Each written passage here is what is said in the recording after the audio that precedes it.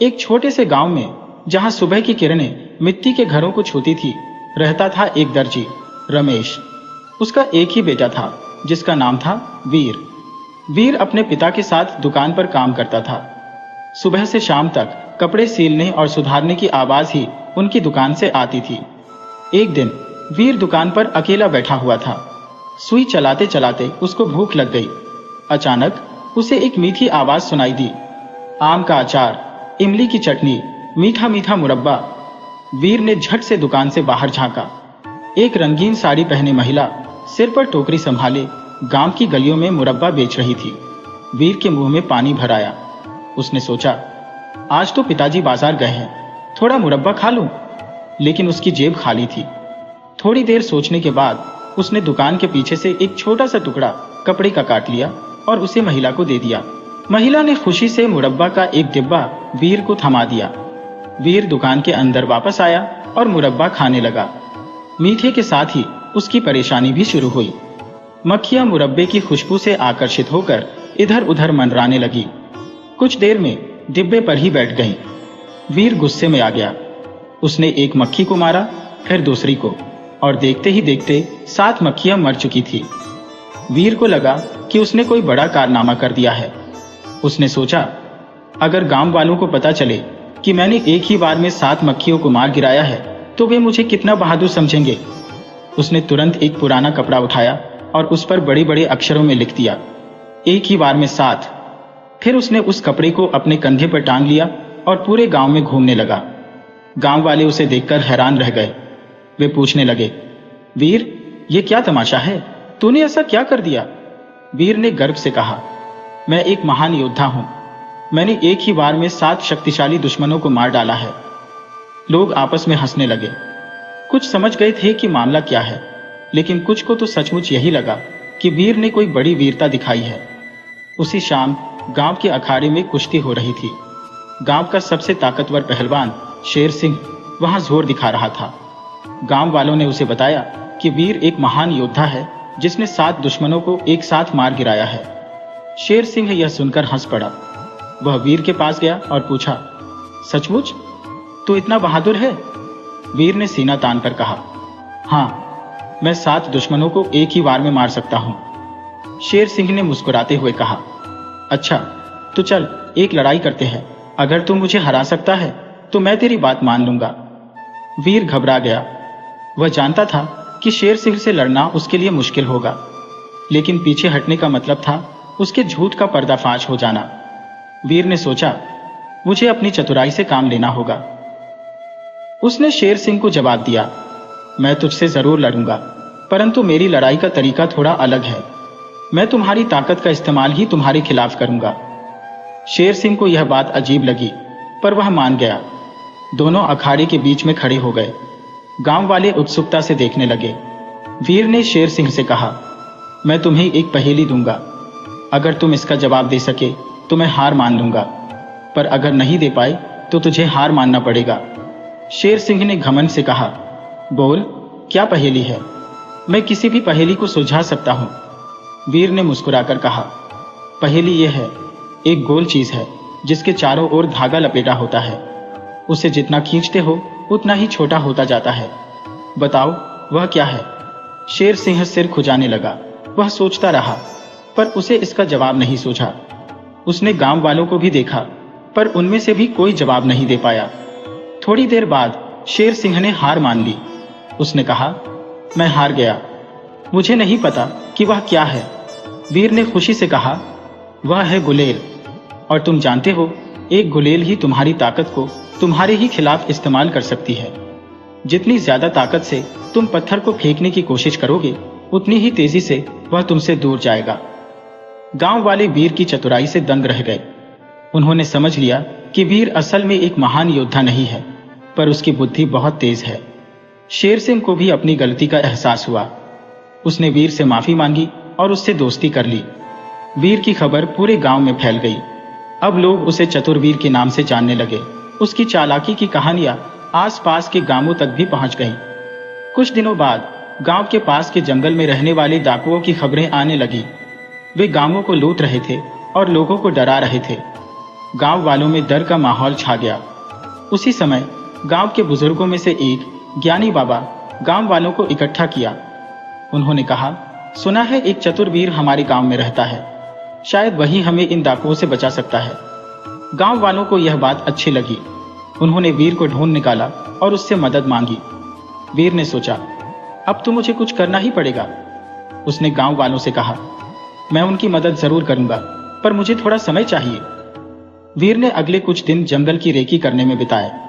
उसने जंगल के रास्तों को समझा और डाकुओं के ठिकाने का पता लगाया। फिर उसने एक तरकीब निकाली। उसने गांव के कुछ लोगों को इकट्ठा किया और उनसे कहा, मैं डाकुओं के पास जाऊंगा और उन्हें बताऊंगा कि हमारे गांव में सोने का बहुत बड़ा भंडार है।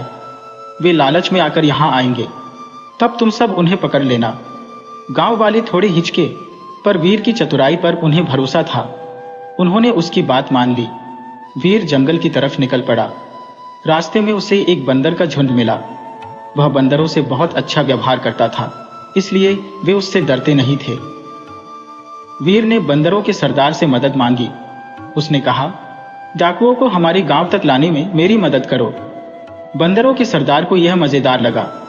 उसने अपने झुंड को आदेश दिया कि वे वीर की मदद करें। वीर जंगल में आगे बढ़ा। बंदर उसके पीछे पीछे कूदते और पेड़ों से लटकते हुए उसको रास्ता दिखा रहे थे। थोड़ी देर बाद वीर डाकुओं के डेरे के पास पहुंच गया। उसने दूर से देखा कि डाकू आग के पास बैठकर खाना खा रहे थे। उनके सरदार का नाम था लोहा सिंह। वीर ने अपनी आवाज को ऊंचा करके कहा, हे लोहा सिंह, मैं एक गांव से आया हूं जहां सोने का बहुत बड़ा भंडार है। गांव वाले बहुत कमजोर हैं और उसकी रक्षा नहीं कर सकते। मैंने सोचा कि तुम्हें सूचित कर दूं। लोहा सिंह चौंक गया। सोने का लालच उसके मन में कौंध गया। उसने अपने आदमियों को आदेश दिया कि वे वीर को पकड़ें और उस गांव के बारे में और पता करें। वीर को पकड़ लिया गया। लोहा सिंह ने उससे पूछा, कौन सा गांव? कहां है वह सोने का भंडार? वीर ने जवाब दिया, वह गांव बहुत दूर है, रास्ता भी काफी कठिन है, मगर मैं तुम्हें वहां तक ले जा सकता हूं। लोहा सिंह ने सोचा कि अगर वह वीर को मार देता है तो सोना हाथ नहीं लगेगा, इसलिए उसने वीर को अपने साथ रखने का फैसला किया। अगले दिन सुबह होते ही लोहा सिंह अपने आदमियों के साथ वीर के पीछे चल पड़ा। बंदरों का झुंड भी पेड़ों पर कूदते हुए उनका पीछा कर रहा था। वीर जंगल के रास्तों से होकर चलता रहा। उसने ऐसे रास्ते चुने जो कठिन और पेचीदा थे। डाकू परेशान होने लगे।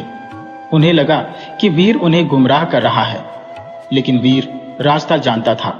वह धीरे धीरे अपने गांव की तरफ बढ़ रहा था। कई घंटों बाद वे एक पहाड़ी के पास पहुंचे, जहां गांव वाले पहले से वीर और डाकुओं का इंतजार कर रहे थे। पहाड़ी के नीचे एक नदी बह रही थी। नदी के पार ही वीर का गांव दिख रहा था। वीर ने कहा, सोने का भंडार उस पहाड़ी के पीछे है, पर वहां जाने के लिए हमें नदी पार करनी होगी। लोहा सिंह ने अपने कुछ आदमियों को नदी पार करने का आदेश दिया, पर नदी का पानी बहुत तेज था। जैसे ही कुछ डाकू नदी में उतरे, उन्हें पानी का बहाव ले गया। अचानक बंदरों का झुंड पेड़ों से नीचे उतरा और डाकुओं पर हमला कर दिया। बंदरों ने डाकुओं को काटा और उनका सामान छीन लिया। डाकू घबराकर भागने लगे। लोहा सिंह गुस्से से तिलमिला उठा। उसने वीर को मारने के लिए अपनी तलवार निकाली। वीर पीछे हट गया और बोला, तुम मुझे मार दोगे तो सोना कैसे मिलेगा? उसी समय गांव के लोग भी वहां आ पहुंचे। वे लाठी डंडे लेकर डाकुओं को भगाने लगे। लोहा सिंह अकेला पड़ गया। उसने हार मान ली और अपने बाकी आदमियों के साथ जंगल की तरफ भाग गया। गांव वालों बहुत खुश थे कि उसने उनकी रक्षा की। उन्होंने वीर को गांव का नायक घोषित कर दिया। वीर की खबर राजा के दरबार तक भी पहुंच गई। राजा को भी वीर की चतुराई के बारे में पता चला। राजा उस समय एक बड़ी समस्या से जूझ रहा था। उसके राज्य में एक भयानक राक्षस रहता था जो गांवों को तबाह कर रहा था। राजा ने वीर को अपने दरबार में बुलावा भेजा। वीर थोड़ा घबराया हुआ था, क्योंकि राजा के दरबार का माहौल उसके लिए बिल्कुल नया था। लेकिन गांव वालों के सम्मान और भरोसे को बनाए रखने के लिए उसने राजा से मिलने का फैसला किया। दरबार में पहुंचकर वीर ने राजा को प्रणाम किया। राजा ने मुस्कुराते हुए कहा, वीर, मैंने तुम्हारी चतुराई के बारे में बहुत सुना है। तुमने डाकुओं को कैसे हराया, यह कहानी पूरे राज्य में फैल चुकी है। वीर ने नम्रता से कहा, महाराज, आपकी कृपा है, मैंने बस अपनी बुद्धि का इस्तेमाल किया। राजा ने कहा, मुझे तुम्हारी इसी बुद्धि की जरूरत है।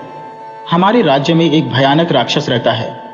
वह जंगलों में रहता है और गांवों पर हमला करके लोगों को मारता है और संपत्ति लूटता है। सेना के कई बहादुर योद्धा उस राक्षस को मारने में नाकामयाब रहे हैं। वीर ने पूछा, वह राक्षस कैसा दिखता है? महाराज, राजा ने कहा, वह बहुत बड़ा और डरावना है। उसके दांत लोहे के समान कठोर हैं और उसकी आंखें आग की तरह जलती हैं। वीर थोड़ा डर गया, लेकिन उसने राजा को अपना डर जाहिर नहीं किया। उसने कहा, महाराज, मैं कोशिश करूंगा कि उस राक्षस को मार डालूं। राजा वीर की हिम्मत से खुश हुआ। उसने वीर को सेनापति की उपाधि दी और उसे राक्षस को मारने के लिए एक सेना दी। वीर सेना लेकर जंगल की तरफ रवाना हुआ। रास्ते में उसे वही बंदरों का झुंड मिला जिसने उसकी डाकुओं से लड़ाई में मदद की थी। बंदरों के सरदार ने वीर को राक्षस के बारे में जानकारी दी। बंदरों के सरदार ने बताया, राक्षस एक गुफा में रहता है। उस गुफा के पास जाने पर बहुत जोर से गंध आती है और हाँ, राक्षस को आग से बहुत डर लगता है। यह जानकारी वीर के लिए बहुत उपयोगी साबित हुई। उसने एक तरकीब सोची। उसने अपनी सेना के कुछ जवानों को जंगल से सूखी लकड़ियां इकट्ठी करने का आदेश दिया। फिर वीर सेना लेकर राक्षस की गुफा के पास पहुंचा। वहां वाकई में बहुत जोरों की सरांत आ रही थी। सैनिकों के मुंह पर कपड़े बंधे हुए थे। वीर ने आदेश दिया कि गुफा के मुंह पर जितनी जल्दी हो सके लकड़ियों का ढेर लगाया जाए। फिर उसने लकड़ियों को आग लगा दी। आग की लपटें तेजी से ऊपर उठी। गुफा के अंदर से राक्षस की जोरदार दहाड़ सुनाई दी। राक्षस आग से बचने के लिए गुफा से बाहर निकल आया।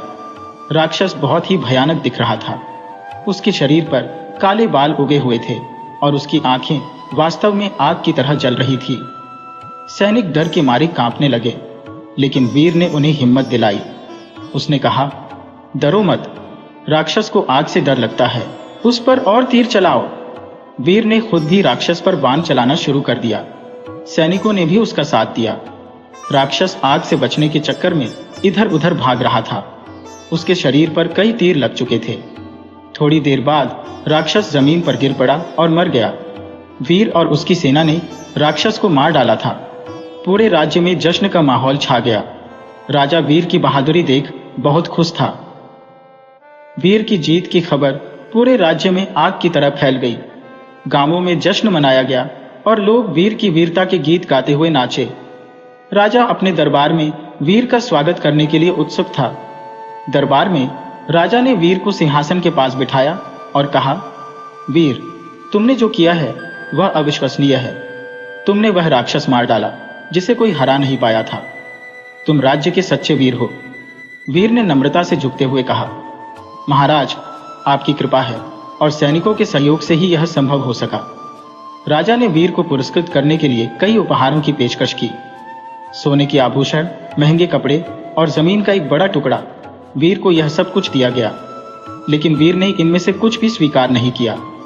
उसने कहा, महाराज, आपने मुझे सेनापति बनाकर मुझे पहले ही बहुत कुछ दे दिया है। मेरा लक्ष्य राज्य की सेवा करना है और मुझे किसी और चीज की इच्छा नहीं है। राजा वीर की निष्ठा से बहुत प्रभावित हुआ।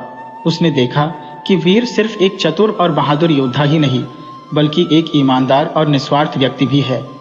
कुछ समय बाद राजा की बेटी राजकुमारी सुंदरी बीमार पड़ गई। कोई भी वैद्य उसका इलाज नहीं कर पा रहा था। राजा बहुत परेशान था। एक दिन दरबार में एक बूढ़े साधु आए। उन्होंने कहा, महाराज, आपकी बेटी को बचाने के लिए एक दुर्लभ जड़ी बूटी की जरूरत है। वह जड़ी बूटी दूर पहाड़ों पर उगती है जहां खतरनाक जीव रहते हैं। राजा ने अपने सभी सैनिकों को जड़ी बूटी लाने के लिए भेजा, पर कोई भी वापस नहीं आया। वे सब खतरनाक जीवों के हाथों मारे गए। राजा निराश हो गया। उसने वीर को बुलाया और कहा, वीर, तुम ही मेरी बेटी को बचा सकते हो। क्या तुम उस जड़ी बूटी को लाने के लिए जाओगे? वीर ने बिना किसी हिचकिचाहट के कहा, जरूर महाराज, मैं आपकी बेटी को बचाने के लिए हर संभव कोशिश करूंगा। वीर जंगल की यात्रा के लिए तैयार हुआ। इस बार भी बंदरों का झुंड उसका साथ देने के लिए आया। उन्होंने उसे पहाड़ों का रास्ता दिखाया। वीर कई दिनों तक चलता रहा। रास्ते में उसे कई खतरे उठाने पड़े। जंगली जानवरों से लड़ना पड़ा, गहरी खाइयों को पार करना पड़ा और तेज नदियों को पार करना पड़ा। आखिरकार वीर उन दुर्लभ पहाड़ों पर पहुंचा। वहां वाकई में कई खतरनाक जीव रहते थे। कुछ तो बहुत बड़े सांप थे, कुछ तो आग उगलने वाले ड्रैगन थे। वीर ने अपनी चतुराई का इस्तेमाल किया। उसने जाल बिछाकर सांपों को पकड़ा और ड्रैगनों को पानी में फंसाकर उनकी आग बुझा दी। फिर वह जड़ी बूटी ढूंढने लगा।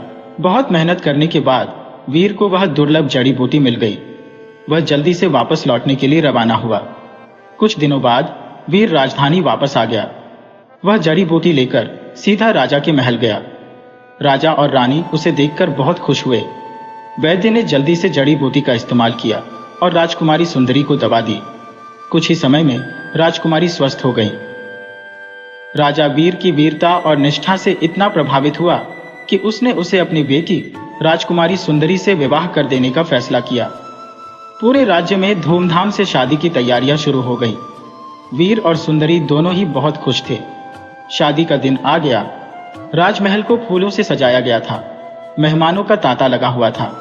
राजा ने वीर और सुंदरी का हाथ मिलाया और पूरे रीति रिवाज से उनकी शादी कर दी। शादी के बाद वीर और सुंदरी राजमहल में रहने लगे। वे एक दूसरे से बहुत प्यार करते थे और खुशहाल जीवन जीने लगे। कुछ समय बाद राजा बूढ़े हो गए और उन्होंने राज्य का भार वीर को सौंप दिया। वीर एक न्यायप्रिय और प्रजालोकप्रिय राजा बने। उन्होंने राज्य में कई सुधार किए और प्रजा को सुख समृद्धि प्रदान की। इस प्रकार एक साधारण दर्जी के बेटे ने अपनी चतुराई, बुद्धि और वीरता के बल पर राजकुमारी से विवाह किया और आधा राज्य प्राप्त कर लिया। यह कहानी हमें सिखाती है कि कर्मठता, ईमानदारी और निस्वार्थता से जीवन में कोई भी मुश्किल आसान हो सकती है।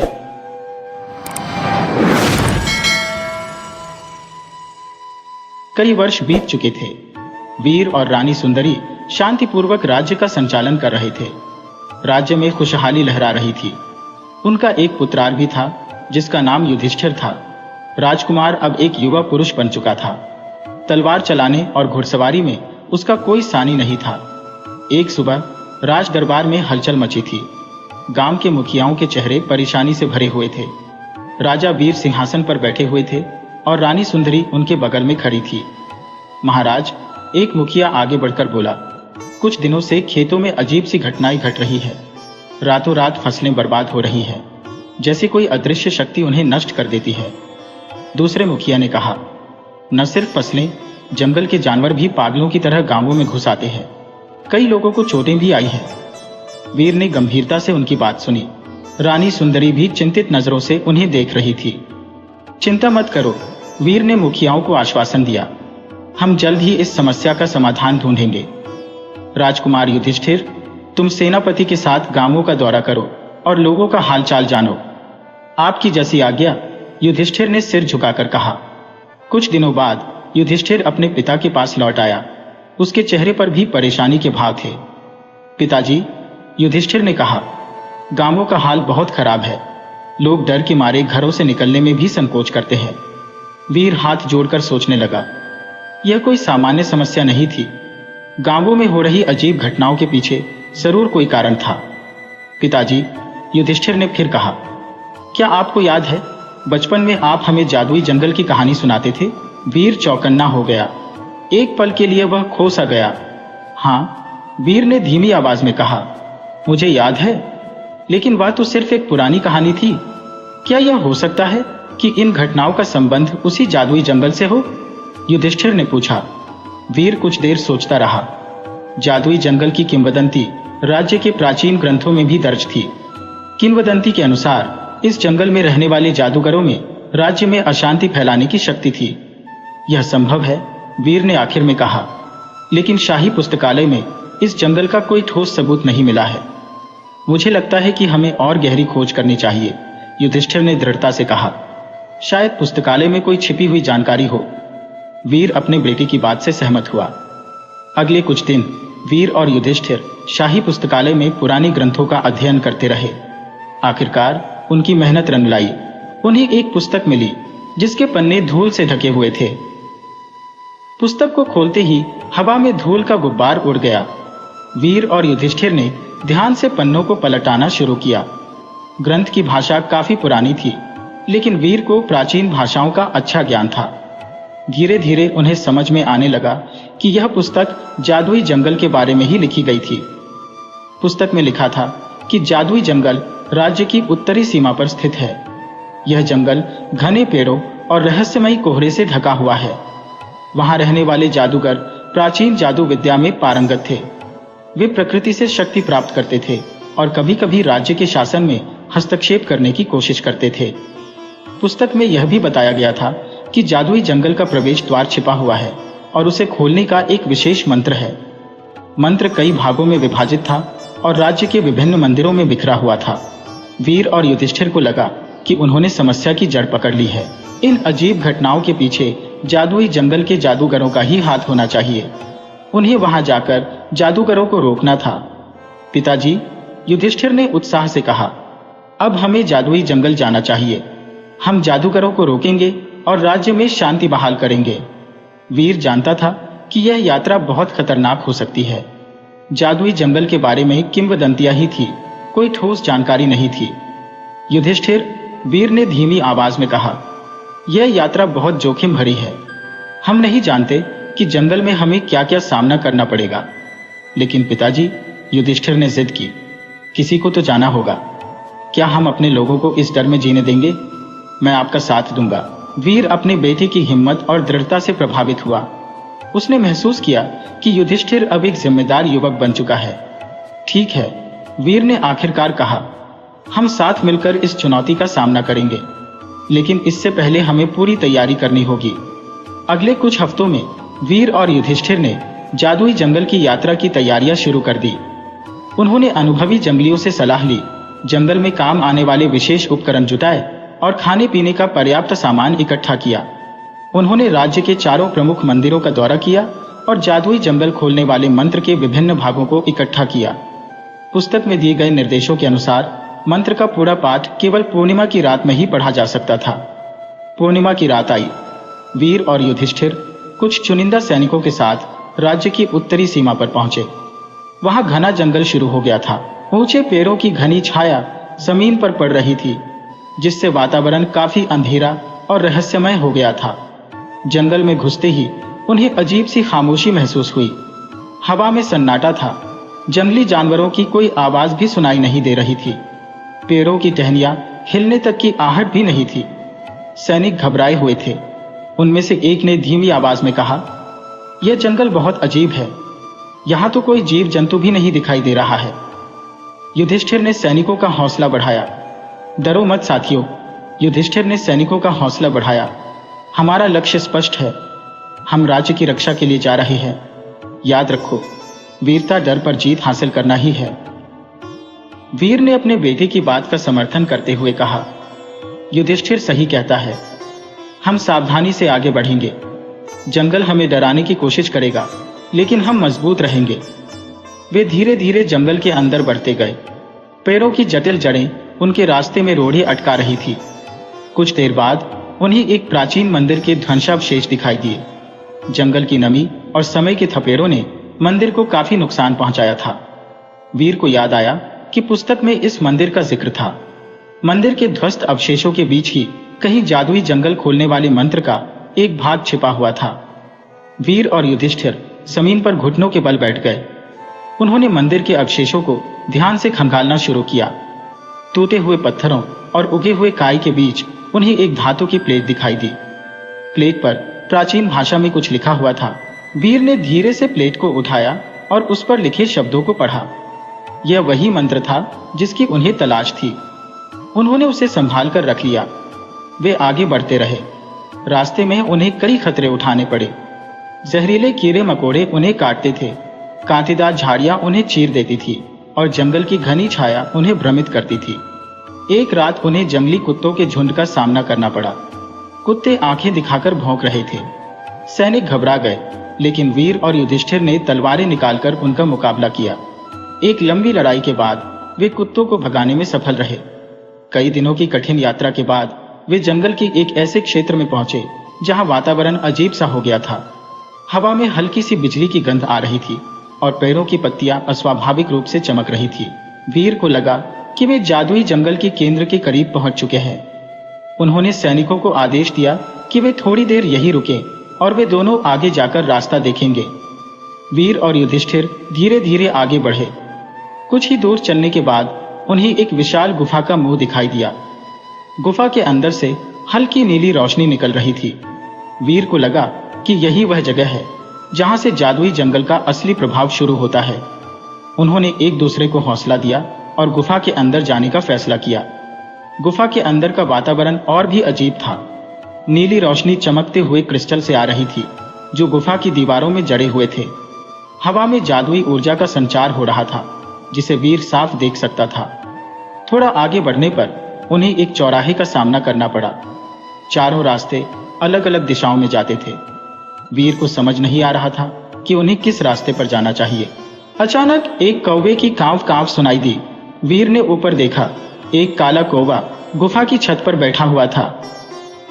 राजा वीर, कौवा बोला। उसकी आवाज में बुद्धि और रहस्य झलक रहा था। मैं आपका मार्गदर्शक बन सकता हूं। वीर और युधिष्ठिर चौंक गए।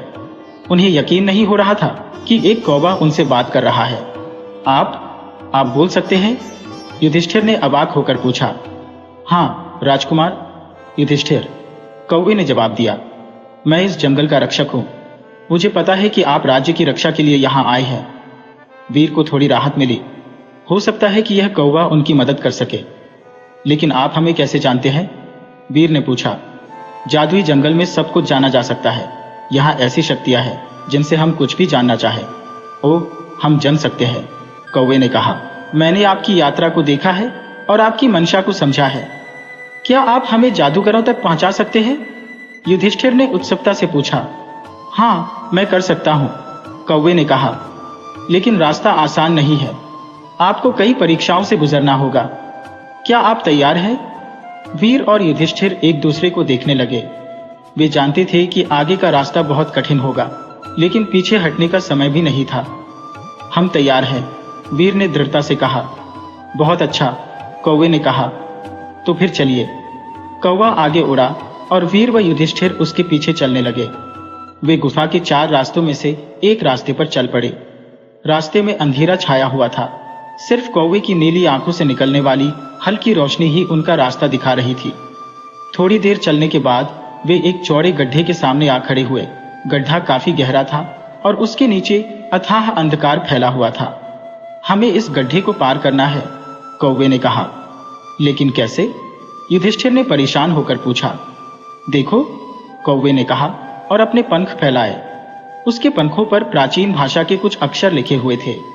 अचानक गड्ढे के ऊपर हवा में पत्थरों का एक पुल बन गया। वीर और युधिष्ठिर दंग रह गए। उन्होंने जादू का ऐसा प्रदर्शन पहले कभी नहीं देखा था। यह जादुई जंगल की शक्ति है, कौवे ने कहा। लेकिन याद रखो, यह जादू सिर्फ उन्हीं की मदद करता है जिनके इरादे नेक होते हैं। वीर और युधिष्ठिर ने सहमति जताई। उन्होंने सावधानी से पत्थरों के पुल को पार किया। दूसरी तरफ पहुंचने के बाद पुल हवा में घुल गया, मानो वह कभी था ही नहीं। वे अपनी यात्रा जारी रखते हुए कई और परीक्षाओं से गुजरे। उन्हें भ्रम पैदा करने वाले दर्पणों का सामना करना पड़ा, जहरीले घोंघा के हमले झेलने पड़े और आग उगलने वाले पौधों से बचना पड़ा। हर परीक्षा के साथ उनकी हिम्मत और बुद्धि की परीक्षा होती रही। कौवे ने उनकी हर कदम पर मदद की। उसने उन्हें खतरों से आगाह किया और सही रास्ता दिखाया। धीरे धीरे वीर और युधिष्ठिर को यह विश्वास हो गया कि कौवा उनका सच्चा साथी है। कई दिनों की कठिन यात्रा के बाद वे जंगल के एक ऐसे क्षेत्र में पहुंचे जहां वातावरण पूरी तरह से बदल गया था। हवा में जादुई ऊर्जा को आसानी से हवा में देखा जा सकता था। पेड़ पौधे भी अस्वाभाविक रूप से चमक रहे थे। कौवा उनके कंधे पर बैठ गया और धीमी आवाज में बोला, हम लगभग वहां पहुंच चुके हैं। जादूगरों का महल थोड़ी ही दूर पर है। आगे बढ़ने पर उन्होंने एक विशाल महल देखा। महल काले पत्थरों से बना था और उसकी ऊंची मीनारें बादलों को छू रही थी। खिड़कियों से नीली रोशनी निकल रही थी जो किसी रहस्य की ओर इशारा कर रही थी। यह वही है, वीर ने कहा। उसकी आवाज में थोड़ी उत्तेजना थी। यही जादूगरों का ठिकाना है। हाँ, कौवा ने कहा, लेकिन सावधान रहना, यह जादूगर बहुत शक्तिशाली है। वीर और युधिष्ठिर ने एक दूसरे को हौसला दिया और महल के मुख्य द्वार की ओर बढ़े। द्वार विशाल और भारी था, लेकिन किसी अदृश्य शक्ति से धीरे से खुल गया। महल के अंदर का वातावरण अजीब था। हर तरफ क्रिस्टल लगे हुए थे जो नीली रोशनी बिखेर रहे थे। दीवारों पर जादुई चिन्ह बने हुए थे जो वीर को समझ नहीं आ रहे थे। वे महल के गलियारों से होते हुए आगे बढ़ते रहे। रास्ते में उन्हें कोई नहीं मिला। महल सन्नाटे में डूबा हुआ था। अचानक एक गहरी आवाज गूंजी, आखिरकार तुम आ ही गए। वीर और युधिष्ठिर चौंक गए। आवाज कहां से आ रही थी यह समझ नहीं आ रहा था। उन्होंने इधर उधर देखा लेकिन कोई दिखाई नहीं दिया। हम तुमसे बात कर रहे हैं, आवाज फिर गूंजी, इस बार थोड़ा गुस्से से भरी हुई। वीर ने कहा, तुम कौन हो? राज्य में अशांति फैलाने वाला असली अपराधी कौन है? हम वही हैं जिन्हें तुम ढूंढ रहे हो, आवाज आई। हम जादूगर हैं और इस राज्य के असली शासक। एक तेज रोशनी चमकी और महल के बड़े हॉल के बीचों बीच दो व्यक्ति प्रकट हुए। दोनों बूढ़े थे। उनकी लंबी दाढ़ियां और चमकती आंखें थी। उनके वस्त्र जादुई चिन्हों से सजे हुए थे। वीर और युधिष्ठिर सतर्क हो गए। उन्होंने तलवारें निकाल ली। हमें पता चला है कि तुम राज्य में अशांति फैला रहे हो, युधिष्ठिर ने कहा।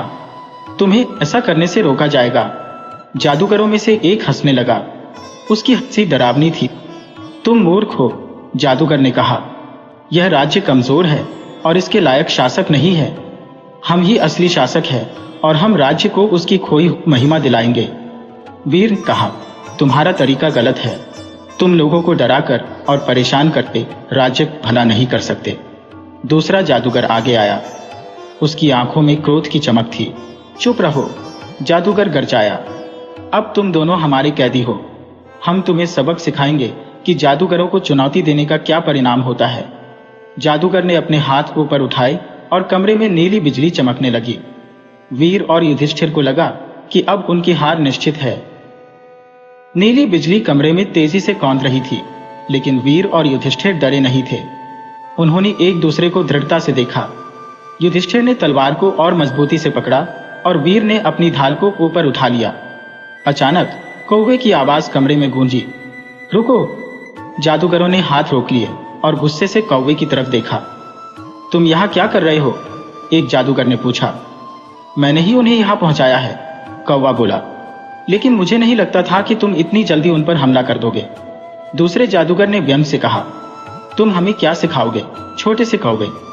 कौवा निर्भय होकर बोला, मैं तुम्हें सिखा सकता हूं कि असली शक्ति ताकत या जादू में नहीं, बल्कि नेक इरादों और लोगों की भलाई के लिए किए गए कार्यों में होती है। तुम दोनों इतने शक्तिशाली हो, फिर भी तुम कमजोरों को डराकर राज्य पर राज करना चाहते हो।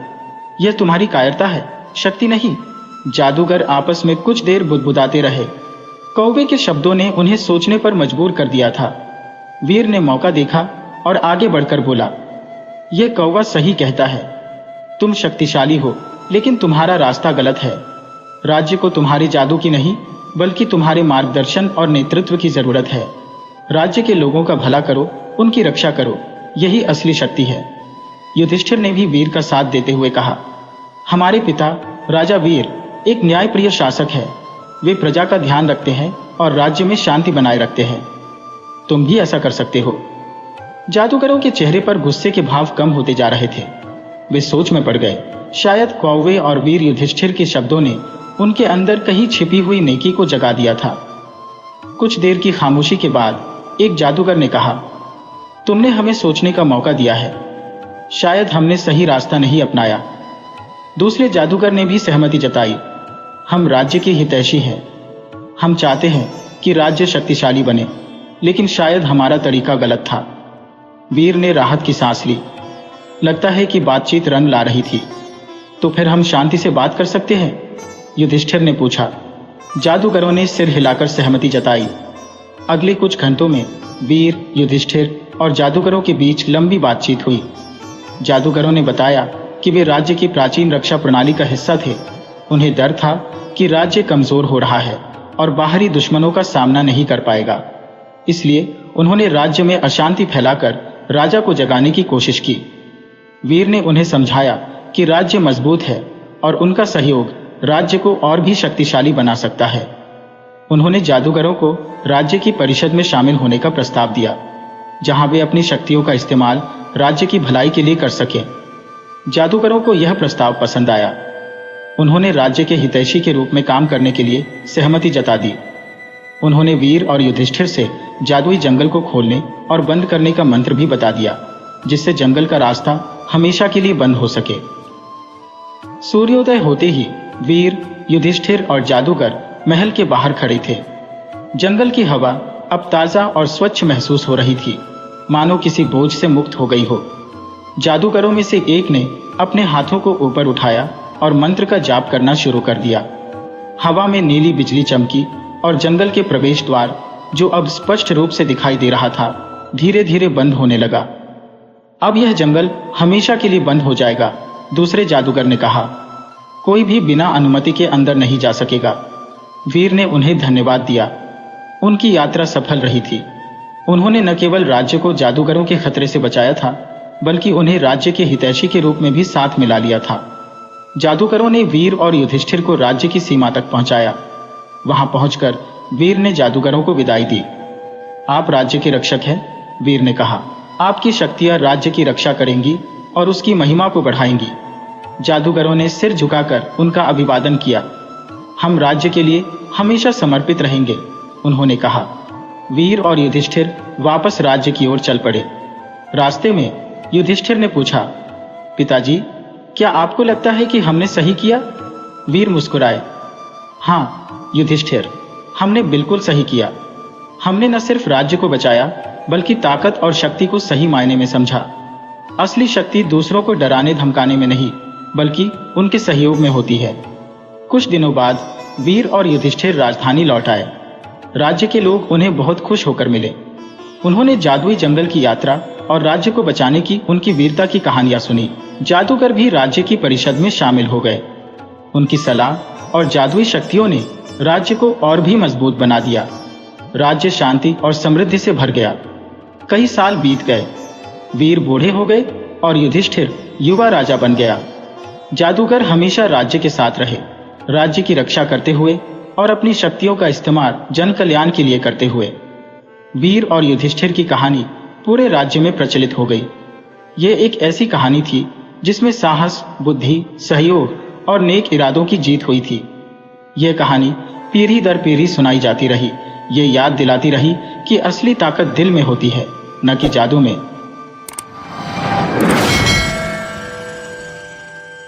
युधिष्ठिर राज्य की राजधानी में शासन कर रहे थे। राजा वीर अब काफी बूढ़े हो चुके थे, लेकिन उनकी बुद्धि और अनुभव राज्य के लिए अनमोल थे। जादूगर परिषद का सम्मानित हिस्सा बन चुके थे। उनकी सलाह और जादुई शक्तियों ने राज्य को मजबूत बना दिया था। सालों से राज्य में शांति और समृद्धि का राज्य था। एक रात महल में अजीब सी सन्नाटा छाया हुआ था। रानी चित्रा सो नहीं पा रही थी। उन्हें बेचैनी सी हो रही थी। तभी युधिष्ठिर कमरे में आए। उनके चेहरे पर भी परेशानी के भाव थे। रानी चित्रा, युधिष्ठिर ने कहा, क्या आप भी ठीक से सो नहीं पा रही? चित्रा सिर हिलाते हुए बोली, नहीं महाराज, मुझे अजीब सा लग रहा है। रात भर परेशान करने वाले सपने आ रहे हैं। युधिष्ठिर ने चिंता से भौं सिकोड़ी। आप ही नहीं, आज सुबह से कई सैनिक और राज्य के लोग भी ऐसे ही सपनों की बात कर रहे हैं। ज्योतिषी को बुलाओ। कुछ देर बाद ज्योतिषी महल में उपस्थित हुए। उनकी आंखों में चिंता साफ झलक रही थी। महाराज, ज्योतिषी ने सिर झुकाते हुए कहा, मैंने सितारों का अध्ययन किया है। ये सपने किसी साधारण कारण से नहीं आ रहे हैं। ये किसी जादुई शक्ति का प्रभाव है। युधिष्ठिर चौंक गए। जादुई शक्ति? लेकिन राज्य में तो अब सब शांत है।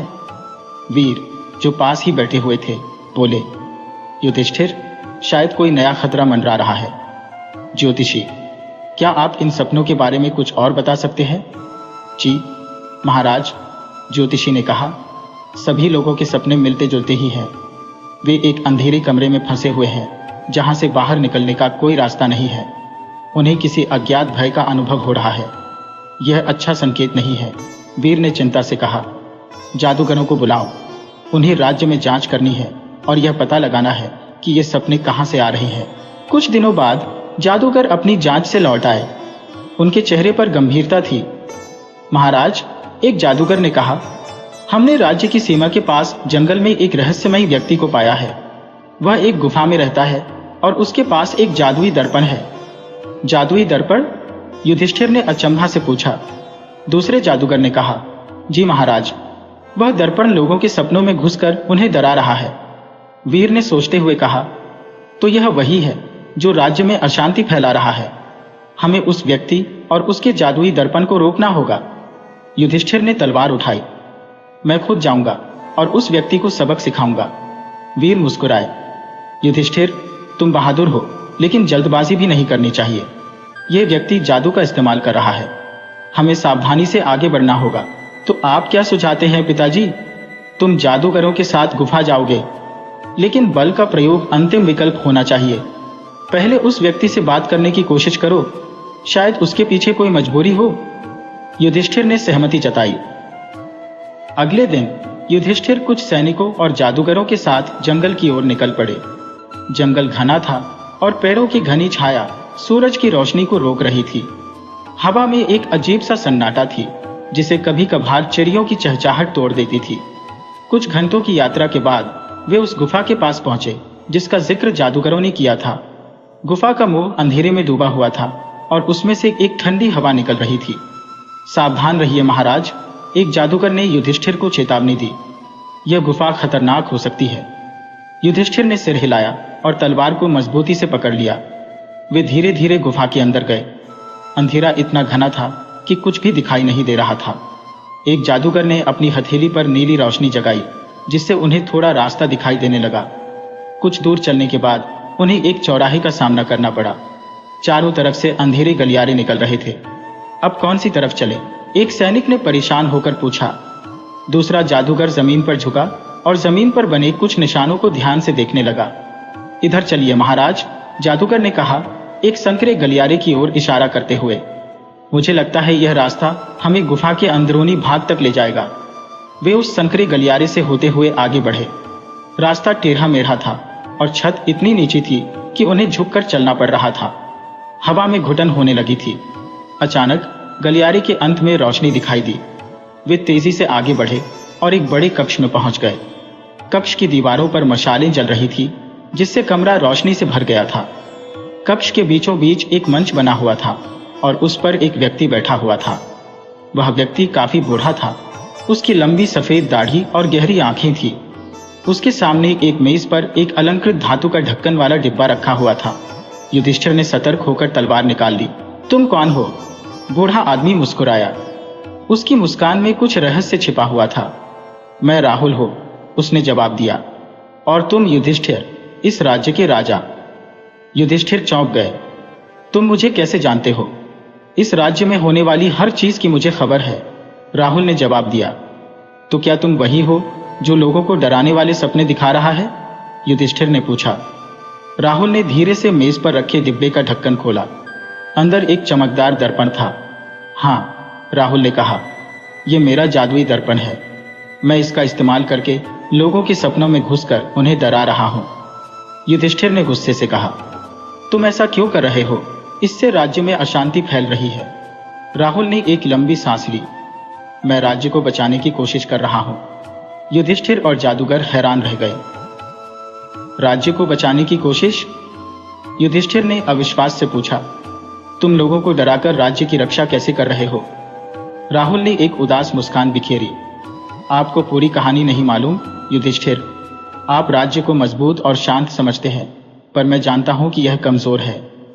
राहुल ने आगे बताया, कुछ साल पहले जब राज्य जादूगरों के खतरे से जूझ रहा था, तब जंगल के एक हिस्से में अंधेरा छा गया था। उस अंधेरे में भयानक जीव रहते हैं जो किसी भी कमजोर राज्य पर हमला कर सकते हैं। जादूगरों ने उस अंधेरे को रोकने के लिए एक जादू किया था, लेकिन वह जादू स्थायी नहीं है। वह कमजोर पड़ रहा है और जल्द ही टूट जाएगा। तब अंधेरे के जीव राज्य पर हमला कर देंगे और सब कुछ तबाह कर देंगे। राहुल ने अपने जादुई दर्पण को हवा में उठाया। मैं लोगों को डराकर उन्हें जगाना चाहता हूं। मैं चाहता हूं कि राज्य कमजोर न रहे, बल्कि मजबूत होकर इस आने वाले खतरे का सामना करने के लिए तैयार हो जाए। युधिष्ठिर और जादूगर राहुल की बातें सुनकर सोच में पड़ गए। उन्हें इस अंधेरे और उसमें रहने वाले जीवों के बारे में कोई जानकारी नहीं थी। जादूगरों में से एक ने पूछा, लेकिन लोगों को डराना ही तो इसका एकमात्र रास्ता नहीं है। आप राज्य को सीधे तौर पर आने वाले खतरे के बारे में चेतावनी दे सकते थे। राहुल ने सिर हिला दिया। नहीं, यह संभव नहीं है। अगर मैं लोगों को सीधे बता देता तो वे घबरा जाते। राज्य में अराजकता फैल जाती। डर लोगों को जगाता है, उन्हें सतर्क करता है। युधिष्ठिर राहुल की बातों को समझने की कोशिश कर रहा था। राहुल राज्य को बचाने की बात कर रहा था, लेकिन उसका तरीका गलत था। लोगों को डराना सही नहीं था। कुछ देर की खामोशी के बाद युधिष्ठिर ने कहा, राहुल, तुम्हारी चिंता जायज है। राज्य को मजबूत बनाने की जरूरत है, लेकिन लोगों को डराने का तरीका गलत है। हम मिलकर कोई और रास्ता निकाल सकते हैं। राहुल ने युधिष्ठिर की बातों पर विचार किया। वह थोड़ा नरम पड़ा। शायद युधिष्ठिर और जादूगर उसकी मदद कर सकते थे। अच्छा, राहुल ने कहा, तो आप मुझे बताइए, राज्य को मजबूत बनाने के लिए हम क्या कर सकते हैं? युधिष्ठिर मुस्कुराया। सबसे पहले तुम लोगों को डराना बंद करो। हम राज्य की सेना को और मजबूत बनाएंगे। जादूगर अपनी शक्तियों का इस्तेमाल राज्य की रक्षा के लिए करेंगे। साथ ही राज्य की जनता को भी आने वाले खतरे के बारे में बताएंगे, लेकिन उन्हें डराने के बजाय उन्हें तैयार करेंगे। राहुल ने सोच विचार किया। युधिष्ठिर की योजना उसे ज्यादा बेहतर लग रही थी। ठीक है, राहुल ने सहमति जताई। मैं तुम्हारी बात मानता हूं। मैं लोगों को डराना बंद कर दूंगा, लेकिन तुम वादा करो कि राज्य को मजबूत बनाने के लिए तुम पूरी कोशिश करोगे। वादा करता हूं, युधिष्ठिर ने दृढ़ता से कहा। इस तरह युधिष्ठिर और राहुल के बीच एक समझौता हो गया। राहुल ने लोगों को डराना बंद कर दिया। युधिष्ठिर ने राज्य की सेना के प्रशिक्षण को और तेज कर दिया। जादूगरों ने राज्य की रक्षा के लिए जादुई सुरक्षा कवच तैयार करना शुरू कर दिया। साथ ही राज्य की जनता को आने वाले खतरे के बारे में सतर्क किया गया, ताकि वे भी मुसीबत के समय मदद के लिए तैयार रहे। राज्य में फिर से शांति लौट आई थी, लेकिन लोगों के मन में अभी भी आने वाले खतरे की आशंका बनी हुई थी। राहुल गुफा से बाहर निकल आया था। उसे एक नया ठिकाना दिया गया था, जहां वह राज्य के जादूगरों के संपर्क में रहकर अंधेरे के जीवों से जुड़ी जानकारियां जुटा सकता था। एक दिन जंगल से लौटते समय युधिष्ठिर का सामना एक अनजानी लड़की से हुआ। वह जंगली बेलों से बने कपड़े पहने हुए थी और उसके हाथों में जड़ी बूटियां थी। लड़की युधिष्ठिर को देखकर चौंक गई।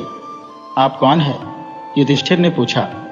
लड़की ने घबराते हुए कहा, मैं शीला हूं, जंगल में रहती हूं। युधिष्ठिर ने मुस्कुराकर कहा, घबराओ मत शीला, मैं युधिष्ठिर हूं, इस राज्य का राजा। धीरे धीरे शीला शांत हुई। उसने युधिष्ठिर को बताया कि वह जंगल में अकेली रहती है और प्रकृति से उसे सब कुछ मिल जाता है। युधिष्ठिर शीला की बातचीत और प्रकृति के ज्ञान से प्रभावित हुआ। कुछ दिनों बाद राज्य के सैनिकों से जंगल के जंगली जानवरों के हमले की खबरें मिली। ये जंगली जानवर पहले कभी राज्य की सीमा में नहीं आते थे। यह घटना राज्य के लिए एक चेतावनी थी। युधिष्ठिर ने जंगल की रखवाली करने का फैसला किया। वह राहुल और जादूगरों के साथ जंगल की ओर निकला। रास्ते में उन्हें शीला फिर से मिली। शीला ने उन्हें बताया कि जंगली जानवरों का यह अचानक हमला अंधेरे के प्रभाव के कारण हो सकता है। अंधेरे का प्रभाव? युधिष्ठिर ने अचंभा से पूछा। क्या मतलब? शीला ने बताया कि अंधेरे के जीव अपनी शक्ति जंगल तक फैला रहे हैं, जिससे जंगल के प्राकृतिक संतुलन को खतरा है। यही कारण है कि जंगली जानवर असामान्य व्यवहार कर रहे हैं। शीला की बातों ने युधिष्ठिर को सोचने पर मजबूर कर दिया। राज्य की सुरक्षा के लिए सिर्फ सेना और जादू ही काफी नहीं थे, प्रकृति के संतुलन को भी बनाए रखना जरूरी था। युधिष्ठिर ने शीला से अनुरोध किया कि वह उनके साथ चलकर जंगल की रक्षा करने में मदद करे। शीला सहमत हो गई। उसके पास प्रकृति को शांत करने की कुछ खास शक्तियां थी। कुछ दिनों की यात्रा के बाद वे जंगल के उस हिस्से में पहुंच गए जहां से अंधेरा फैल रहा था। वहां का वातावरण भयानक था। पेड़ सूख चुके थे और हवा में एक अजीब सी गंध थी। अचानक अंधेरे से भयानक दिखने वाले जीव निकल आए। उनके नुकीले दांत और चमकती आंखें थी। जंगली जानवरों की तरह ही ये जीव भी असामान्य रूप से आक्रामक थे। युधिष्ठिर और उसके साथी लड़ाई के लिए तैयार हो गए। सैनिकों ने तलवारें खींच ली। जादूगरों ने अपने जादू का इस्तेमाल करके जंगली जीवों को रोकने की कोशिश की। राहुल ने अपने जादुई दर्पण की रोशनी से अंधेरे को कम करने का प्रयास किया। शीला जमीन पर बैठ गई और प्रकृति से जुड़ने लगी। उसने पेड़ों और पौधों से बात की। धीरे धीरे जंगल में हरियाली लौटने लगी। पेड़ों से निकलने वाली ताजी हवा ने अंधेरे को कमजोर कर दिया। जंगली जीव शांत हो गए और अंधेरे में वापस चले गए। यह लड़ाई युधिष्ठिर के लिए एक सबक थी। युधिष्ठिर जंगल से लौटने की तैयारी कर रहे थे। शीला उनके साथ चलने के लिए तैयार थी। जंगल की रक्षा के लिए उसका साथ जरूरी था। राहुल भी उनके साथ आना चाहता था। वह यह जानने के लिए उत्सुक था कि राज्य में रहकर वह किस तरह से राज्य की मदद कर सकता है। महल वापस लौटने पर रानी चित्रा शीला को देखकर खुश हुई। शीला जंगल के रहस्य और प्राकृतिक औषधियों के बारे में रानी को बताती रहती। शीला जल्दी ही राज्य की जनता के बीच भी लोकप्रिय हो गई। एक शाम युधिष्ठिर अपने दरबार में बैठे थे। जादूगर, मंत्री और सेनापति सभी उपस्थित थे। राहुल भी वहां मौजूद था। युधिष्ठिर राज्य को मजबूत बनाने के लिए विचार विमर्श कर रहे थे। हमने जंगल की सीमा पर सुरक्षा बढ़ा दी है, सेनापति ने कहा, लेकिन हमें यह भी पता लगाना चाहिए कि अंधेरे के जीवों की कमजोरी क्या है, तभी हम उन पर कोई स्थायी प्रहार कर सकते हैं। राहुल आगे बढ़कर बोला, मुझे लगता है कि मेरा जादुई दर्पण इसमें मदद कर सकता है। यह सुनकर युधिष्ठिर चौंक गए। तुम्हारा जादुई दर्पण? लेकिन तुमने तो लोगों को डराना बंद कर दिया था। राहुल ने मुस्कुराते हुए कहा, जी महाराज, अब मैं इसका इस्तेमाल अंधेरे के रहस्यों को जानने के लिए करूंगा। शायद दर्पण में हमें कोई सुराग मिल जाए। युधिष्ठिर ने राहुल की बात को स्वीकार कर लिया। अगले कुछ दिन राहुल अपने जादुई दर्पण में अंधेरे के जीवों को ढूंढता रहा। वह उनकी कमजोरियों को खोजने की कोशिश कर रहा था। एक रात राहुल उत्तेजित होकर युधिष्ठिर के कक्ष में आया। उसके चेहरे पर खुशी झलक रही थी। महाराज, मुझे कुछ पता चला है, उसने कहा। अंधेरे के जीवों की एक कमजोरी है, वे सूर्य के प्रकाश को सह नहीं सकते। अगर हम सूर्य के प्रकाश को अंधेरे में पहुंचा सके तो उन्हें काफी कमजोर कर सकते हैं। यह जानकारी युधिष्ठिर और जादूगरों के लिए बहुत उपयोगी थी। अब उनके पास अंधेरे के जीवों से लड़ने की एक रणनीति थी। कुछ दिनों की मेहनत के बाद जादूगरों ने एक ऐसा जादुई यंत्र बना लिया जो सूर्य के प्रकाश को जलाकर उसे अंधेरे तक पहुंचा सकता था।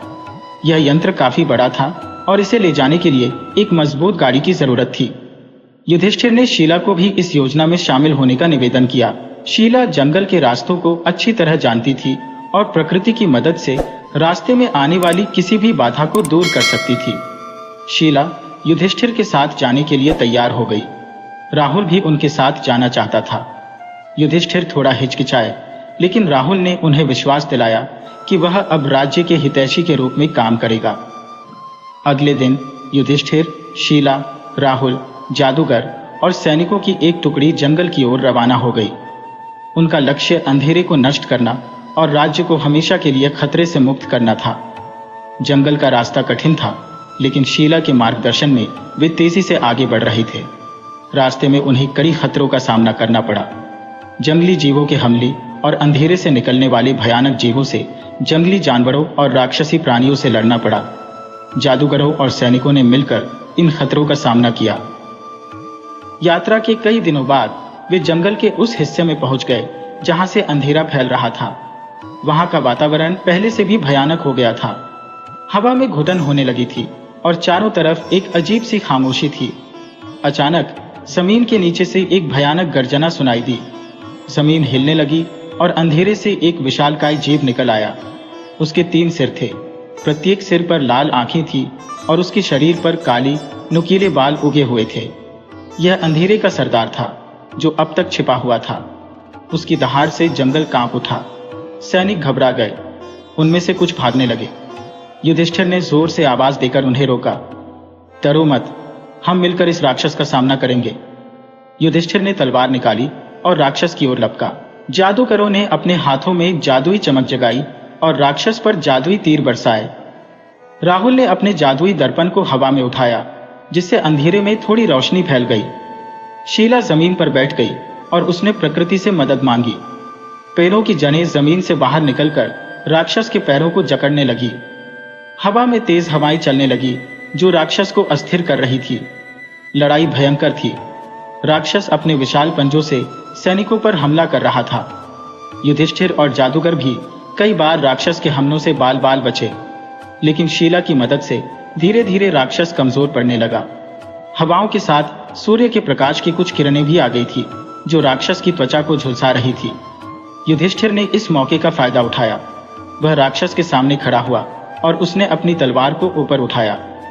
राज्य की रक्षा के लिए, युधिष्ठिर ने जोर से चिल्लाया और उसने राक्षस के सीने में तलवार घोंप दी। राक्षस एक भयानक चीख निकालकर जमीन पर गिर पड़ा। उसकी मौत के साथ ही अंधेरा धीरे धीरे कम होने लगा। पेड़ पौधे फिर से हरे भरे हो गए और जंगल में जीवन लौट आया। युधिष्ठिर और उसके साथी थक चुके थे, लेकिन उनकी जीत हुई थी। उन्होंने अंधेरे के सरदार को मार डाला था और राज्य को हमेशा के लिए खतरे से मुक्त कर दिया था। कुछ देर बाद जादूगरों ने सूर्य के प्रकाश वाले जादुई यंत्र को जमीन पर रखा। यंत्र से निकलने वाली किरणें अंधेरे के स्रोत तक पहुंच गईं। अंधेरे का स्रोत एक विशाल गुफा थी। सूर्य के प्रकाश के असर से गुफा ढह गई और उसके साथ ही अंधेरा पूरी तरह से खत्म हो गया। जंगल में खुशी का माहौल छा गया। पेड़ पौधे आपस में सरसराने लगे, मानो वे भी इस जीत का जश्न मना रहे हो। शीला ने युधिष्ठिर की ओर देखा और मुस्कुराई। हमने कर दिया, उसने कहा। युधिष्ठिर ने सिर हिलाते हुए कहा, हाँ शीला, हमने मिलकर राज्य को बचा लिया। राहुल भी उनके पास आया। मुझे माफ करो युधिष्ठिर, उसने कहा। मैंने राज्य को डराकर गलती की, लेकिन अब मैं राज्य की रक्षा के लिए हमेशा तुम्हारे साथ रहूंगा। इसके बाद विजय गीत गाते हुए युधिष्ठिर और उनके साथी राज्य की राजधानी लौट आए। राज्यवासियों ने अपने राजा का भव्य स्वागत किया। सड़कों पर फूल बिछे थे और हर तरफ खुशी का माहौल था। महल में जश्न मनाया गया। रानी चित्रा शीला को देखकर बहुत खुश हुई। उन्होंने शीला को गले लगा लिया और राज्य की रक्षा में उसके योगदान के लिए धन्यवाद दिया। शीला भी महल में रहने लगी। उसने रानी चित्रा को जंगल के रहस्यों और औषधीय पौधों के बारे में बताना शुरू किया। जल्द ही शीला महल की सभी महिलाओं के बीच लोकप्रिय हो गई। युधिष्ठिर ने दरबार लगाया। जादूगरों और सैनिकों को उनकी वीरता के लिए सम्मानित किया गया। राहुल को भी राज्य की रक्षा में मदद करने के लिए सम्मानित किया गया। राहुल को राज्य में ही रहने का प्रस्ताव दिया गया ताकि वह जादूगरों के साथ मिलकर राज्य की रक्षा के लिए जादू का अध्ययन और प्रयोग कर सके। राहुल ने इस प्रस्ताव को स्वीकार कर लिया। वह अब राज्य के एक सम्मानित सदस्य बन गया था। शीला को जंगल की रक्षा का दायित्व सौंपा गया। वह नियमित रूप से जंगल का दौरा करती थी और किसी भी खतरे के संकेतों पर नजर रखती थी। प्रकृति के साथ उसके गहरे संबंध के कारण वह जंगल में होने वाली किसी भी असामान्य घटना को आसानी से पहचान सकती थी। कुछ समय बाद युधिष्ठिर ने राज्य के विस्तार की योजना बनाई। उन्होंने शीला से सलाह ली कि जंगल के किस हिस्से का विस्तार किया जा सकता है ताकि जंगल के पारिस्थितिकी तंत्र को नुकसान न पहुंचे। शीला ने युधिष्ठिर को सलाह दी कि वे जंगल के बाहरी इलाकों का ही विस्तार करें, जहां पेड़ पौधे कम घने हो। युधिष्ठिर ने शीला की सलाह मानी। राज्य का विस्तार हुआ, लेकिन जंगल को कोई नुकसान नहीं पहुंचा। कुछ साल बीत गए। राज्य शांति और समृद्धि से भरा हुआ था। युधिष्ठिर एक बुद्धिमान और न्यायप्रिय राजा के रूप में जाने जाते थे। राहुल राज्य के एक प्रसिद्ध जादूगर बन गए थे। शीला जंगल की रक्षक के रूप में जानी जाती थी। उनकी वजह से जंगल और राज्य के बीच एक मजबूत रिश्ता बना हुआ था। युधिष्ठिर की कहानी यह बताती है कि किसी भी खतरे का सामना करने के लिए एकता और सहयोग जरूरी है। साथ ही प्रकृति के साथ संतुलन बनाए रखना भी राज्य की मजबूती के लिए उतना ही महत्वपूर्ण है। युधिष्ठिर, शीला, राहुल और जादूगरों की एकता ने राज्य को बचा लिया और शांति स्थापित की। उनकी कहानी आने वाली पीढ़ियों को प्रेरणा देती रही।